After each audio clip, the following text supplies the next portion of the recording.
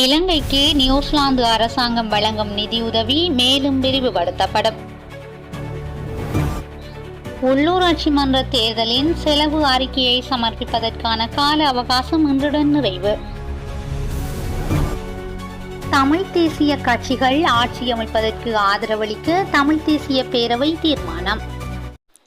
இலங்கைக்கு நியூசிலாந்து அரசாங்கம் வழங்கும் நிதியுதவி மேலும் விரிவுபடுத்தப்படும்.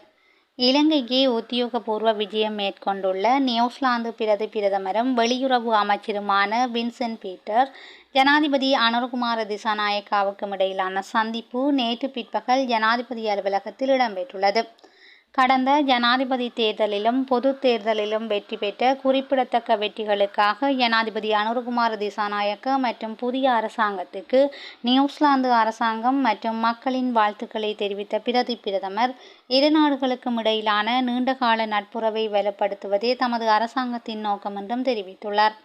புதிய அரசாங்கத்தின் கீழ் இலங்கையில் நடைபெற்று வரும் சாதகமான முன்னேற்றங்கள் குறித்து மகிழ்ச்சியை தெரிவித்த நியூசிலாந்து பிரதமர் அரசியல் ஸ்திரத்தன்மை, பொருளாதார ஸ்திரத்தன்மை மற்றும் சமூக மேம்பாட்டிற்கான புதிய அரசாங்கத்தின் முயற்சிகளையும் பாராட்டினார். நாட்டை சரியான பாதையில் கொண்டு செல்வதில் ஜனாதிபதி அனுரகுமார திசாநாயக்காவின் தலைமைத்துவத்தை பாராட்டிய பிரதமர் இந்த வேலை திட்டம் இலங்கைக்கு நிலையான அபிவிருத்தியை அடைய உதவும் என்றும் நம்பிக்கை தெரிவித்துள்ளார். இந்த சூழலில் எதிர்காலத்தில் இலங்கைக்கு வழங்கப்படும் நிதி உதவியை மேலும் விரிவுபடுத்த நியூசிலாந்து அரசாங்கம் எதிர்பார்ப்பதாகவும் பிரதமர் தெரிவித்துள்ளார். இங்கு உரையாற்றிய ஜனாதிபதி அனுரகுமார திசாநாயக்க நியூசிலாந்து பிரதமர் வின்சென்ட் பீட்டர்ஸின் விஜயம் இலங்கை நியூசிலாந்து உறவுகளின் புதிய அத்தியாயத்தை ஏற்படுத்தும் என தெரிவித்துள்ளார். மக்களிடையே நீண்டகாலமாக நிலவும் பிளவுகள் நீண்டகால மோதல்களுக்கு வழிவகுத்துள்ளன என்பதை சுட்டிக்காட்டிய ஜனாதிபதி நல்லிணக்கத்தின் முக்கியத்துவத்தை விளக்கியதுடன் நல்லிணக்க செயற்பாட்டின் முக்கிய தூணாக தேசிய ஒற்றுமையை கட்டியெழுப்புவதற்கு தனது அரசாங்கம் முன்னுரிமை அளித்துள்ளதாகவும் தெரிவித்துள்ளார். விவசாயம், கல்வி மற்றும் சுற்றுலா ஆகிய துறைகள் மூலம் இரு நாடுகளுக்கும் இடையிலான இருதரப்பு ஒத்துழைப்பை அதிகரிப்பது குறித்து இங்கு விரிவாக கலந்துரையாடப்பட்டதுடன் இரு நாடுகளுக்கும் பரஸ்பர ஆர்வமுள்ள இந்த துறைகளில் முன்னேற்றத்துக்காக நெருக்கமான செயற்படவும் இணக்கம் தெரிவித்துள்ளார். தொழில் அமைச்சர் மற்றும் பொருளாதார அபிவிருத்தி பிரதி அமைச்சர்களான அனல் ஜெயந்த பெர்னாண்டோ, ஜனாதிபதியின் சிரேஷ்ட மேலதிக செயலாளர் ரோசன் கமகே மற்றும் நியூசிலாந்து வெளிவிவகார மற்றும் வர்த்தக அமைச்சின் சிரேஷ்ட அதிகாரிகள் குழுவும் இந்த நிகழ்வில் கலந்து கொண்டனர். உள்ளூராட்சி மன்ற தேர்தலின் செலவு அறிக்கையை சமர்ப்பிப்பதற்கான கால அவகாசம் இன்றுடன் நிறைவு. உள்ளூராட்சி மன்ற தேர்தலின் செலவு அறிக்கையை சமர்ப்பிப்பதற்கு வழங்கப்பட்ட கால அவகாசம் இன்றுடன் நிறைவடைய உள்ளது. அதன்படி இன்று நள்ளிரவு 12 மணிக்கு முன்னர் குறித்த அறிக்கைகளை சமர்ப்பிக்க வேண்டும் என தேர்தல்கள் ஆணைக்குழுவின் தலைவர் சமன் ஸ்ரீ ரட்நாயக்க தெரிவித்துள்ளார். சகல அரசியல் கட்சிகளினதும் செயலாளர்கள், வேட்பாளர்கள் மற்றும் சுயேட்சை குழுக்கள் அவர்களின் செலவு அறிக்கைகளை தனித்தனியே அந்தந்த மாவட்ட தேர்தல் தெரிவத்தாட்சி அதிகாரிகளிடம் சமர்ப்பிக்க வேண்டும் என அவர் குறிப்பிட்டுள்ளார். அதே நேரம் செலவு அறிக்கையை சமர்ப்பிக்காத வேட்பாளர்களுக்கு எதிராக கடுமையான சட்ட நடவடிக்கை எடுக்கப்படும் எனவும் தேர்தல்கள் ஆணைக்குழுவின் தலைவர் சமன் ஸ்ரீ ரட்நாயக்க தெரிவித்துள்ளார். உயர்தர பரீட்சை பெறுபவர்களை மீளாய்வு செய்வதற்கான விண்ணப்பம் தொடர்பில் வெளியான அறிவிப்பு. 2024 ஆண்டுக்கான கல்வி பொது தராதர உயர்தர பரீட்சை பெறுபவர்கள் மீளாய்வு செய்வதற்கான விண்ணப்பங்களை சமர்ப்பிப்பதற்கான கால அவகாசம் நீடிக்கப்பட்டுள்ளது. இதன்படி குறித்த விண்ணப்பங்களை மே மாதம் 30ஆம் தேதி வரை சமர்ப்பிக்க முடியும் என பரீட்சைகள் திணைக்களம் தெரிவித்துள்ளது. கட்சி தலைவரின் தீர்ப்பினை விமர்சிக்க முடியாது, காவிந்த ஜெயவர்தன தெரிவிப்பு. கட்சி தலைவர் நடுவரை போன்றவர் எனவும் அவரது தீர்ப்பினை விமர்சிக்க முடியாது எனவும் ஐக்கிய மக்கள் சக்தியின் நாடாளுமன்ற உறுப்பினர் காவிந்த ஜெயவர்தன தெரிவித்துள்ளார். ஐக்கிய மக்கள் சக்தியின் அமைப்பாளர்கள் பதவி விலகுகின்றமை தொடர்பில் ஊடகவியலாளர் எழுப்பிய கேள்விக்கு பதிலளிக்கும் போதே அவர் இவ்வாறு தெரிவித்துள்ளார். கிரிக்கெட் போட்டியில் நடுவரையும் அவரது தீர்ப்பையும் விமர்சிக்க முடியாது. அவரது தீர்ப்பே இறுதியானது, அதில் தர்க்கம் புரிய முடியாது. ஐக்கிய மக்கள் சக்தியை பொறுத்தவரையில் சஜித் பிரேமதாச என்ற ஒரு நடுவரே உள்ளார். 2ஆம் 3ஆம் நடுவர்கள் இல்லை. இவ்வாறு அவர் தெரிவித்துள்ளார். நபர் ஒருவரை தாக்கியதாக கூறப்படும் காவல்துறை உத்தியோகத்தர் பணியிலிருந்து இடைநிறுத்தம். சமூக ஊடகங்களில் பகிரப்பட்டு வரும் நபரொருவர் தாக்கப்படும் காணொளியுடன் தொடர்புடைய காவல்துறை உத்தியோகத்தர் பணியிலிருந்து இடைநிறுத்தப்பட்டுள்ளதாக காவல்துறை ஊடகப் பிரிவு தெரிவித்துள்ளது. காவல்துறை உத்தியோகத்தர் ஒருவருக்கும் நபரொருவருக்கும் இடையிலான வாக்குவாதத்தை அடுத்து குறித்த நபரை காவல்துறை உத்தியோகத்தர் தாக்கும் காணொளியொன்று கடந்த சில நாட்களாக சமூக ஊடகங்களில் பகிரப்பட்டு வருகின்றது. கொக்கரெல்ல இப்பாகமுவ மடகல்ல வீதியில் கடந்த 24ஆம் திகதி இரவு அதிக வேகத்தில் உந்துருளியை செலுத்திய நபரொருவரை காவல்துறையினர் சோதனையிட்ட போது ஏற்பட்ட வாக்குவாதத்தை தொடர்ந்து இவ்வாறு தாக்குதல் நடத்தப்பட்டுள்ளதாக விசாரணைகளில் தெரிய வந்துள்ளது. குருநாகல் மாவட்ட காவல்துறை அத்தியட்சகரால் மேற்கொள்ளப்பட்ட விசாரணையை அடுத்து சம்பவத்துடன் தொடர்புடைய கொக்கரெல்ல காவல் நிலையத்தின் சார்ஜெண்டை குறித்த காவல்துறை உத்தியோகத்தர் பணியிலிருந்து இடைநிறுத்தம். மத்தள விமான நிலையம் தொடர்பான அமைச்சரவை அனுமதியை மீள பரிசீலனை செய்ய தீர்மானம். மத்தள சர்வதேச விமான நிலையத்தின் முகாமைத்துவம் மற்றும் அங்கு விமான சேவைகள் தொடர்பான நேரடி மற்றும் மறைமுக வர்த்தக முனைவுகளை ஸ்தாபிப்பதற்கு புதிய முதலீட்டாளர்களுக்கு வாய்ப்பளிக்கப்படவுள்ளது. குறித்த விமான நிலையத்தை இந்திய மற்றும் ரஷ்ய கூட்டு நிறுவனங்களால் முகாமை செய்வதற்காக 30 ஆண்டுகளுக்கு குத்தகைக்கு வழங்க முன்னைய அரசாங்கத்தினால் தீர்மானிக்கப்பட்டு அமைச்சரவை அனுமதியும் வழங்கப்பட்டது. இது தொடர்பான உடன்படிக்கையை அரசாங்கம் மீள்பரிசீலனை செய்யவிருப்பதாக விமான சேவைகள் பிரதி அமைச்சர் லசந்த குலரட்ன தெரிவித்துள்ளார். குறித்த உடன்படிக்கையில் காணப்படுகின்ற சில சிக்கல்களே இதற்கு காரணம் என்று தெரிவிக்கப்படுகிறது.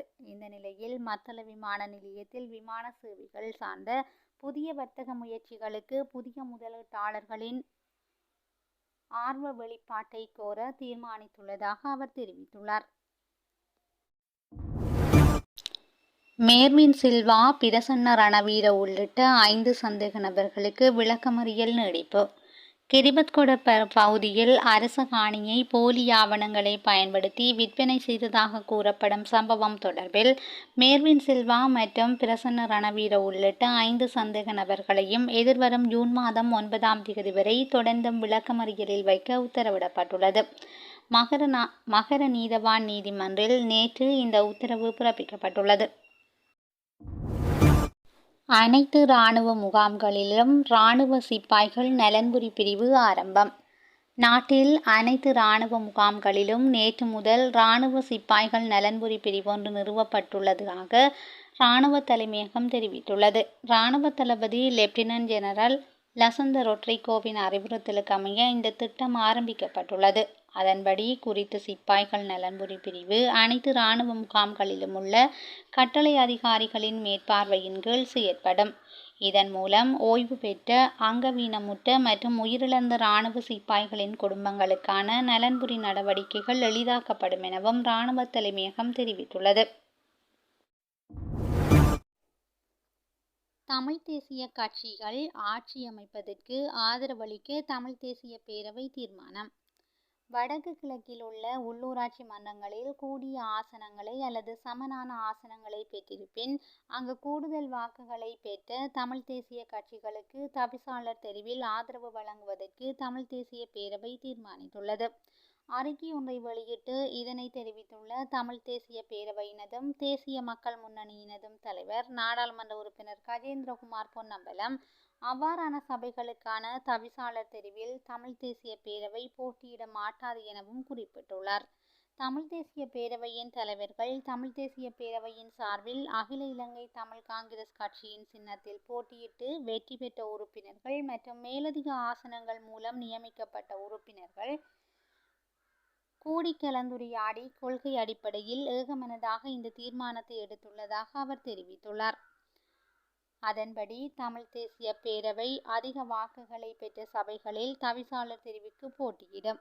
அதன்போது மக்கள் தேர்தலில் வழங்கிய ஆணைக்கு மதிப்பளிக்கும் வகையில் ஏனைய தமிழ் தேசிய கட்சிகள் ஆதரவு வழங்க வேண்டும் என எதிர்பார்க்கப்படுகிறது.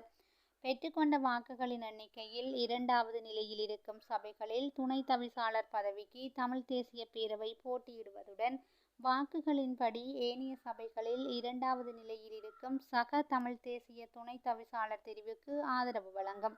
அதே நேரம் எந்த ஒரு நிலையிலும் பேரினவாத கட்சிகளுக்கும் அவற்றுக்கு ஆதரவான கட்சிகளுக்கும் இவ்வாறான பதவிகளுக்கான தெரிவுகளுக்கு தமிழ் தேசிய பேரவை ஆதரவு வழங்காது எனவும் நாடாளுமன்ற உறுப்பினர் கஜேந்திரகுமார் பொன்னம்பலம் தெரிவித்துள்ளார். ஏற்றுமதி வருவாய் அதிகரிப்பு. இந்த ஆண்டின் முதல் 4 மாதங்களில் நாட்டின் ஏற்றுமதி வருவாய் 5.5 பில்லியன் அமெரிக்க டாலராக அதிகரித்துள்ளது. இலங்கை ஏற்றுமதி அபிவிருத்தி சபை இதனை தெரிவித்துள்ளது. 2024 ஆண்டின் இதே கால பகுதியுடன் ஒப்பிடும்போது இது 6.9% வளர்ச்சியாகும் என இலங்கை ஏற்றுமதி அபிவிருத்தி சபை வெளியிட்டுள்ள அறிக்கையில் குறிப்பிடப்பட்டுள்ளது. அதன்படி இந்த கால பகுதியில் பதிவான மொத்த ஏற்றுமதி வருவாய் 5,58,525 மில்லியன் அமெரிக்க டாலர் என தெரிவிக்கப்பட்டுள்ளது. நாட்டின் பல பகுதிகளில் இன்று பலத்த மழை. நாட்டின் பல பகுதிகளில் இன்று 100 மில்லிமீட்டர் வரை மழை வீழ்ச்சி பதிவாகக்கூடும் என வளிமண்டலவியல் திணைக்களம் எதிர்வு கூறியுள்ளது. மேல் சப்ரகமுவ மாகாணங்களிலும் நுவரெலியா, கண்டி, காலி மற்றும் மாத்தறை மாவட்டங்களில் சில இடங்களிலும் 100 மில்லிமீட்டருக்கும் அதிகமான பலத்த மழை பெய்யக்கூடும். நாட்டின் ஏனைய பகுதிகளிலும் இடைக்கிடையே மழை அல்லது இடியுடன் கூடிய மழை பெய்யக்கூடும் என வளிமண்டலவியல் திணைக்களம் எதிர்வு கூறியுள்ளது. மத்திய மலை நாட்டின் மேற்கு சரிவுகளிலும் வடக்கு மற்றும் வடமத்திய மாகாணங்களிலும் ஹம்பாந்தோட்டை, புத்தளம் மற்றும் திருகோணமலை மாவட்டங்களிலும் இடைக்கிடையே மணித்தியாலத்துக்கு 50 கிலோமீட்டர் வேகத்தில் பலத்த காற்று வீசக்கூடும். இடியுடன் கூடிய மழை பெய்யும் சந்தர்ப்பங்களில் ஏற்படும் அனர்த்தங்களை குறைப்பதற்கு தேவையான பாதுகாப்பு முன்னாயத்த நடவடிக்கைகளை மேற்கொள்ளுமாறு வளிமண்டலவியல் திணைக்களம் பொதுமக்களை அறிவுறுத்தியுள்ளது. அரச அனுசரணையுடன் கொழும்பு சுதந்திர சதுக்கத்தில் நடைபெற்ற மறைந்த நடிகை மாலினி பொன்சேகாவின் இறுதிச் சடங்கில் பிரதமர் கரணி அமரசூரிய பங்கேற்பு.